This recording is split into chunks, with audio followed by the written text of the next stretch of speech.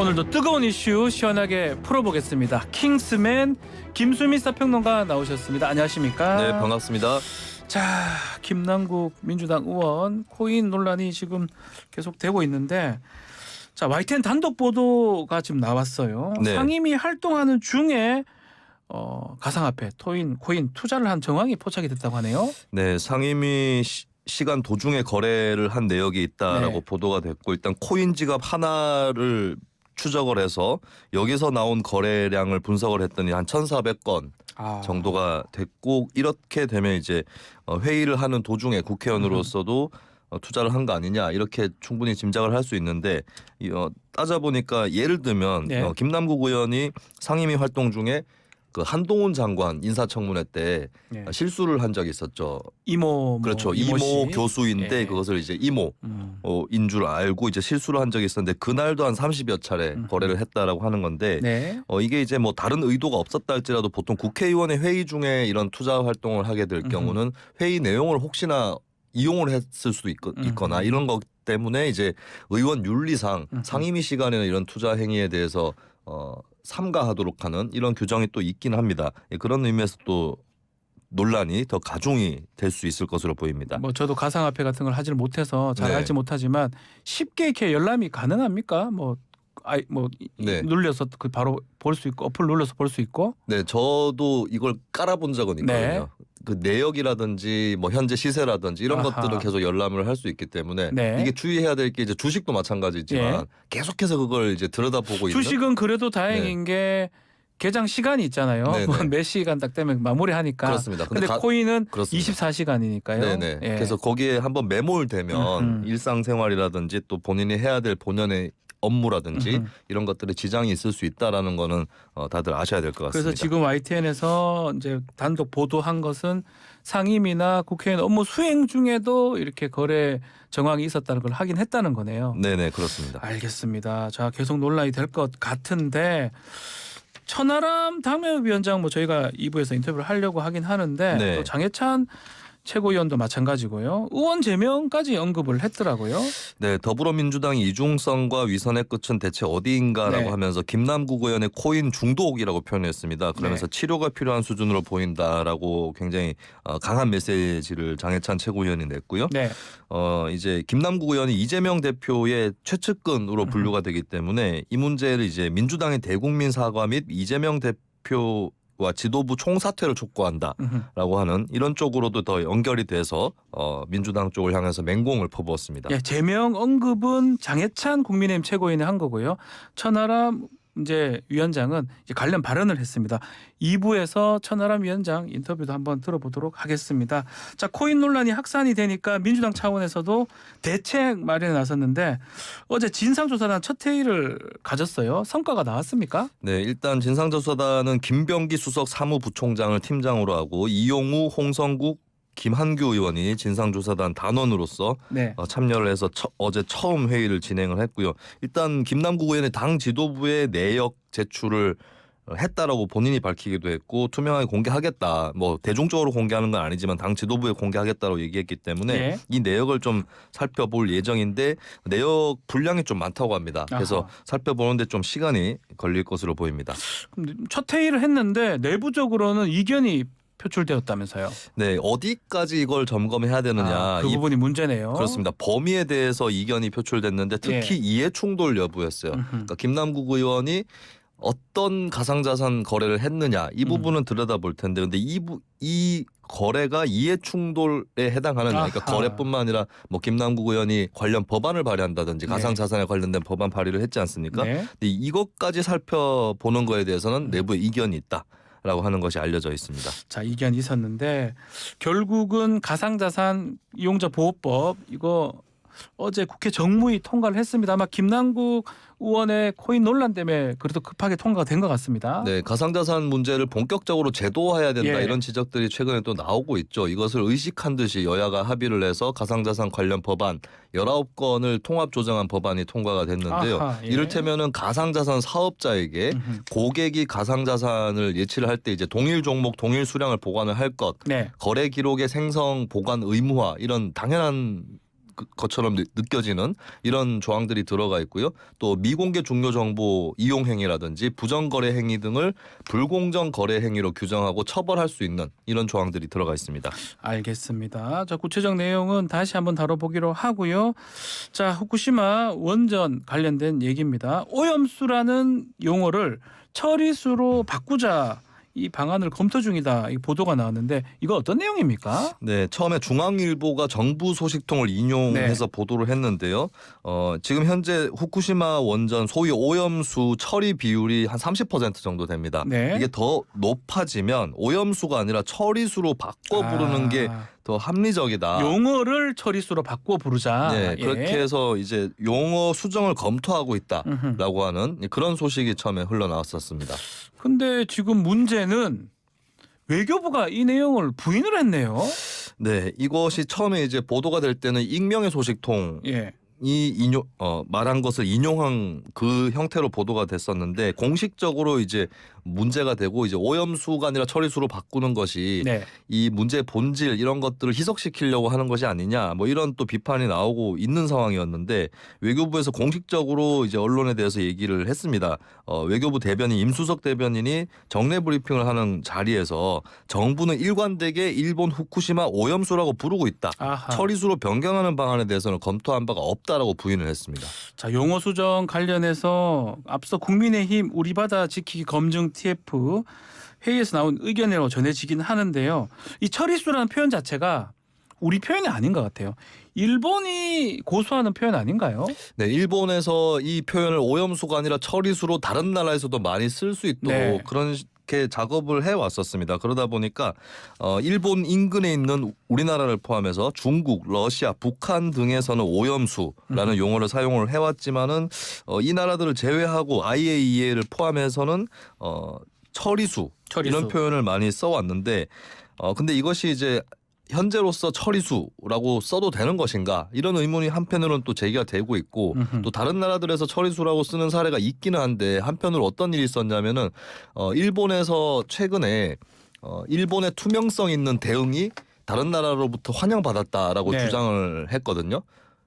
환영받았다. 네, 이 예. 후쿠시마 오염수 처리에 예. 관련해서. 근데 예를 들면은 독일 같은 경우는 아니 우리가 일본이 노력하고 있는 건 알겠는데 여전히 그래도 환영할 수는 없다. 이렇게 또 반론을 제기를 한 바 있습니다. 네. 그래서 표현은 오염수에서 처리수로 바뀐 나라들은 제법 많지만 그렇다고 해서 일본의 후쿠시마 오염수의 문제가 많이 해결됐다. 이렇게 섣불리 단정짓는 분위기 역시 아니다라고 하는 것도 좀 유념을 해야 될 것 같습니다. 자, 용어 변경 시기도 좀 언급이 됐는데 우리 시찰단이 후쿠시마 시찰한 이유가 될 것이라고 이제 얘기가 되고 있는데 네. 시점은 왜 이 시점입니까? 네, 이게 공교롭게 그 처음에 거론됐던 오염수를 처리수로 이름을 바꾸는 시점이 이제 사실 5월 23일 전후에 네. 한국 시찰단이 후쿠시마 현지를 방문을 하기로 그렇게 돼 있었는데 용어를 바꾸는 시점으로 거론된 시기가 그 직후였었거든요. 네. 여기에 대해서 논란이 일 수 있는 거는 시찰단이 다녀오지 않았는데 예, 다녀오기 전에 미리 이걸 바꿀 것을 전제하고 있는 거 아니냐 이런 또 비판이 나오고 있는 것이죠. 그렇죠. 자, 일각에서는 이게 우리 정부가 오염수를 처리수로 만약 수정을 하면 네. 일본의 그 방류 부분을 동조하는 거 아니냐 이런 또 우려가 있는 것 같아요. 네, 오염수와 처리수의 차이는 예. 단순한 표현 차이가 아니라 이 같은 실체에 대해서 규정이 달라지는 이런 또 문제가 있기 때문에 이걸 섣불리 바꿨다가는 이제 오염수 방류 주장에 동조하는 것 아니냐 네. 네, 이런 또 우려가 나올 수 있는 것이겠죠. 일단은 외교부에서는 부인을 했기 때문에 조금 더 지켜볼 일이기는 하겠습니다만은 이게 시찰단 방문 또 되지 않은 상태에서 좀 이르게 규정을 바꾸는 이런 조치에 대해서는 좀 신중할 필요가 있을 것 같습니다. 자, 외교부 보도 등등이 되자 국민의힘 안팎에서도 조금 다른 또 여러 가지 의견이 나오는 것 같습니다. 네, 우리 바다 지키기 검증 TF를 국민의힘이 꾸렸는데요. 네. 이 위원장을 성일종 의원이 맡고 있습니다. 성일종 위원장의 의견은 그냥 처리수는 아니고 오염 처리수 정도로 쓰는 게 맞지 않을까 생각한다. 오염자를 붙인 처리수. 네네, 예. 오염 처리수 뭐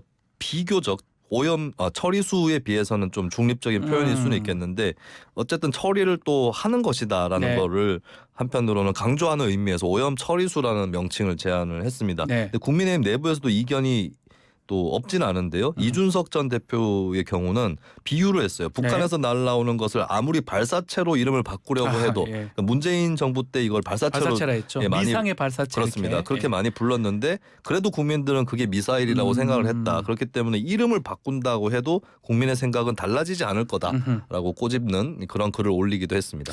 자, 오늘 한일 오염수 시찰단 논의가 있을 예정인데 그럼 한일이 같이 이걸 논의를 합니까? 네, 일단 한일 당국이 오늘 국장급 실무 협의를 열거든요. 여기서 후쿠시마 제1원전 오염수 현장 시찰단에 대해서 이 파견에 관련된 구체적 내용을 논의를 하게 됩니다. 그래서 이들이 이제 5월 23일, 24일에 현장 시찰에 나서게 될 것인데 이 시찰단의 일정이랄까 또 이 시찰 의 어떤 시설, 네. 대상 시설에 대해서 조율을 하는 그런 실무 협의를 오늘 갖게 됩니다. 자, 근데 일본이 이 설명회를 하겠다고 하면서도 오염수 방류 계획은 예정대로 여름에 실시한다. 이렇게 네. 입장을 밝혔어요. 네, 일단 시찰단 파견이 이 시기를 움직일 수 있을 정도의 변수는 되지 않을 거다라고 하는 그런 방침을 시사를 한 셈인데요. 여름에 그냥 내긴 낼 거라는 거잖아요. 그렇습니다. 예. 그래서 이제 처리수의 해양 방류 시기는 올해 봄부터 여름 무렵으로 하고 있으며 네. 이 일정에는 변경이 없다라고 재확인을 해줬습니다. 근데 이제 보면은 이제 올해 봄부터 여름 무렵이라고 했거든요. 네. 시찰단 방문은 5월 하순이기 때문에 보통 여름이라고 하면 이제 6월부터 포함을 하는 것이죠. 그래서 뭐 시찰단이 방문을 하더라도 사실 말 그대로 시찰이다. 네, 검증이라기보다는 시찰인 것이고 일정에는 변경이 없다라고 단호하게 또 못을 박는 그런 모습입니다. 자, 그런 가운데 어제 경상남도가 후쿠시마 원전 오염수 방류 대비 수산물 안전관리 방안 강화 방안을 발표했는데 기존 입장하고 많이 바뀐 것 같아요. 예전에는 좀 강경했던 것 같은데 네. 뭔가 한 발 물러서는 모습이다. 이렇게 평가가 되고 있어요. 네, 일단 김재용 경남도 해양수산국장이 입장을 밝혔는데 네. 박완수 경남도지사가 주재를 해가지고 경남도 내 수협 조합장들 간담회를 열었다고 합니다. 지난 5월 10일에 열었던 간담회인데 네. 조합장들 의견을 전달을 했는데 뭐 사실에 근거하지 않은 방사능 공포로 인해 수산업이 피해를 당하지 않도록 노력해 줄 것. 네. 그러니까 이 방류에 대해서 좀 철저하게 검증해달라라기보다는 사실에 근거하지 않은 방사능 공포 때문. 그러니까 방류보다는 방류에 대한 썰 이런 것들 때문에 수산업이 피해를 볼 수 있다라고 네. 하는 그런 입장이 피력되었다라고 하는 그런 전언을 한 거죠. 그렇다면 이거는 이제 방류에 대한 걱정이라기보다는 방류에 관한 가짜 뉴스라든지 괴담 여기에 대한 괴담. 걱정에 가깝다라고 네. 했을 때는 방류 자체에 대해서는 그렇게 비판적이고 부정적이지 않은 게 아닌가 네. 이런 또 해석이 나오는 거죠. 알겠습니다. 자, 전세 사기 관련해서 안타까운 소식이 하나 더 알려졌는데요. 어제 서울 양천구에서 전세 사기 당한 30대 여성이 숨진 채 발견이 됐습니다. 올해 들어 벌써 네 번째 피해자 같아요. 네, 이 주택을 살펴보면 이 A 모 씨라고 하겠습니다. 이분이 돌아가신 이 집이 이제 빌라왕 40대 김모 씨 사건에 해당 주택 1139채 중에서 한 집이다라고 하는 게 일단 드러나 있는 그런 상황이고요. 예. 근데 이제 사망 경위에 대해서는 조금 더 조사를 해봐야 될 것이 이제 보통 사망을 하게 됐을 경우에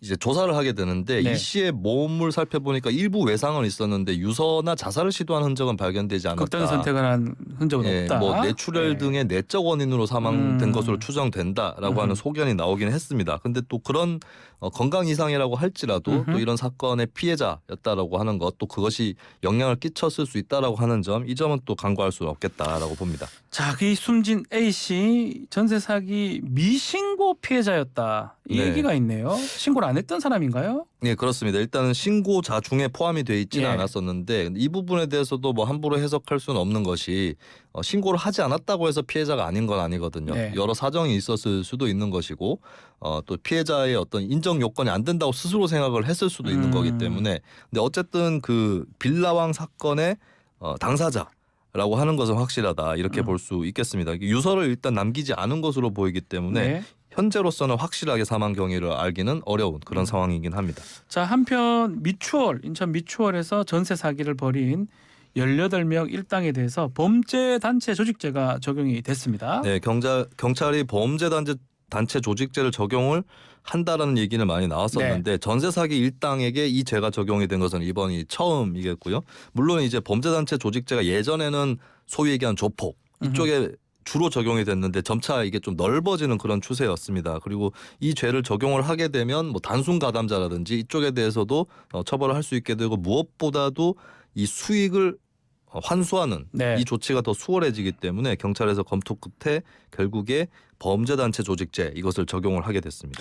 자, 전세 사기 피해자 계속 나오고 있는 상황인데 정치권에서 지금 관련 법안 마련하기 위해서 속도를 내는 모습이에요. 소개해 주십시오. 네, 일단 25일 오는 25일에 본회의를 열고 전세 사기 특별법 등의 민생 법안을 처리를 하기로 그렇게 의견을 모았습니다. 네. 사실 이제 전세 사기 관련해 가지고는 몇 가지 쟁점들이 있었기 때문에 이 부분 특히 이제 보증금 반환 방안 여기에 대해서는 진척이 없었지만 나머지 부분에 대해서는 이제 합의를 해서 민생에 시급한 법안을 통과시키겠다 이 취지로 이제 일단은 다음 본회의에서 특별법을 제정하는 이 방안으로 여야가 일단은 추진을 하고 있습니다. 알겠습니다. 자, 오늘 킹스맨 여기까지 하겠습니다. 김수민 평론가 감사합니다. 예, 고맙습니다. 1부 마치겠습니다.